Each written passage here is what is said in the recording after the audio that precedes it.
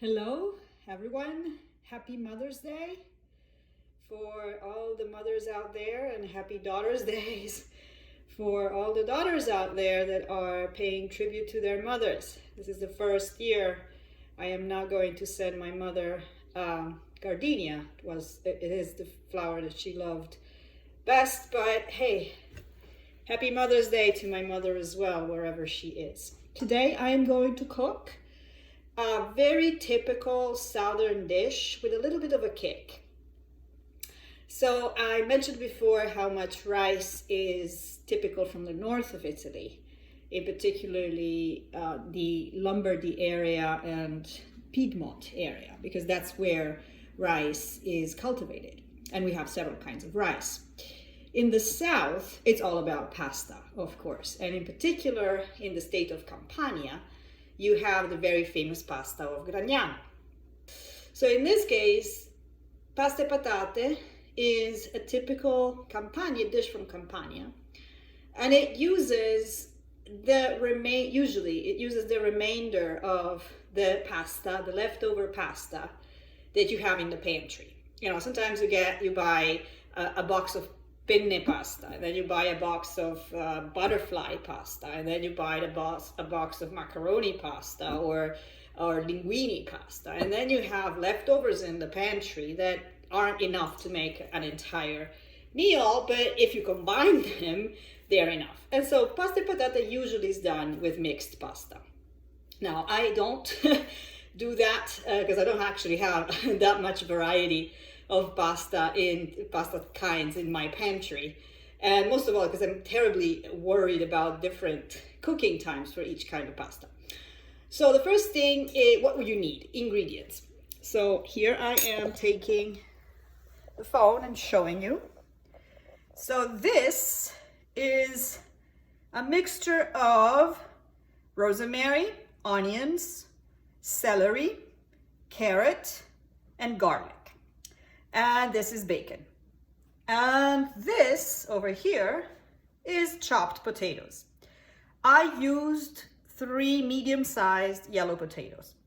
Then you will need, I'm using penne pasta, and this is the brand I normally use, which is also the brand you normally find in grocery stores.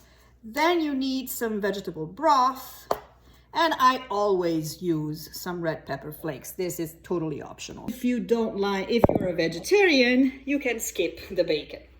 So first of all, we need to cook the bacon. So I'm taking the tray, putting the bacon into my skillet.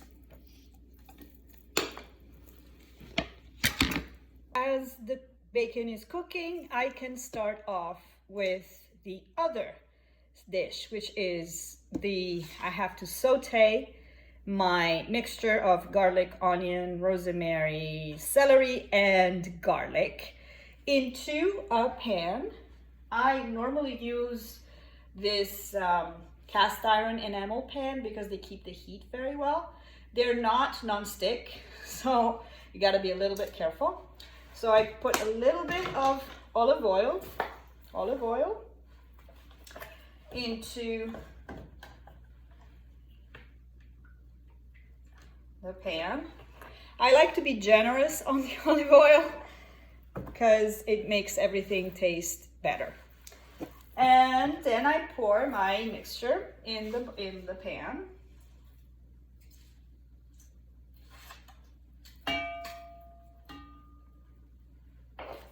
I'm actually not going to put it all. I think it's enough. So you see, this is the amount you need. And now I'm going to cook it. And you see on the other side, I am cooking the bacon.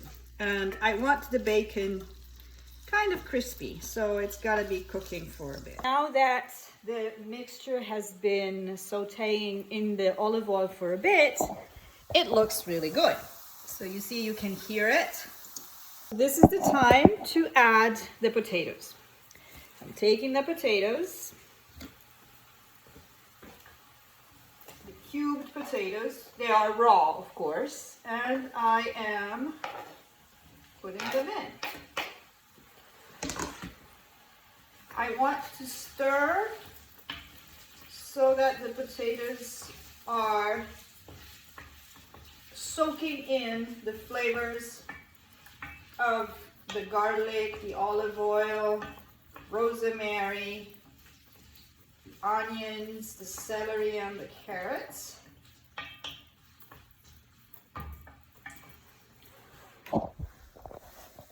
You see, like that. And I let them cook for a minute. In the meantime, you see the bacon is ready, and it's going to be the end part of the dish. Now I can add to the pan a little bit of boiling water. I use this, it's great. And I want the water to cover the potatoes. And I am putting in 2 cubes of bouillon, like that. I stir everything in. And then I put the lid on and let it simmer for, I want to say about 10 minutes. I want the potatoes to be tender. Now that the potatoes are starting to get tender, I can add the penne pasta. So I usually count 120, 130 grams of pasta per person. I just pour the pasta in. I stir it.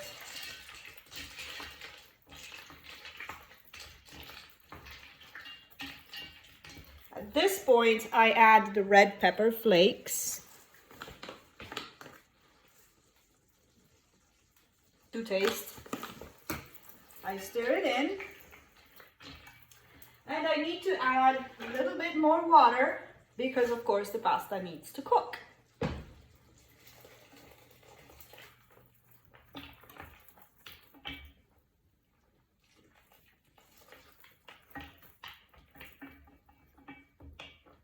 There it is. See? And now I cover the pan again, and then I let the pasta cook for the time that the box of pasta says. So according to Mr. De Cecco, this pasta cooks between 9 minutes if you want it al dente, or 11 minutes if you want it overcooked. So let's say 10 minutes. Now it's about 6 minutes in, and I'm going to add the bacon into the pasta.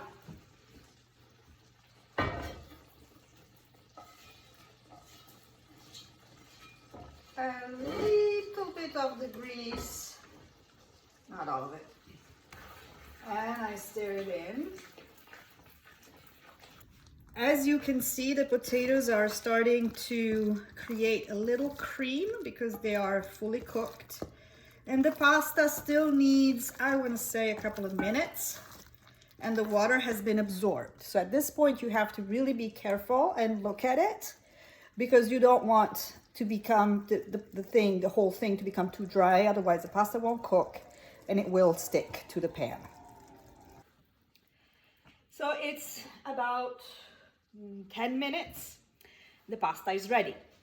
So we can finally plate our pasta e patate dish and enjoy it. I mean, I can. You can do it. So I am taking one of these spoons and I am plating it.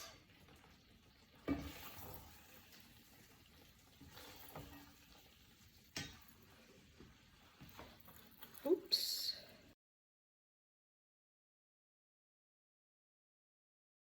See, this is the final dish.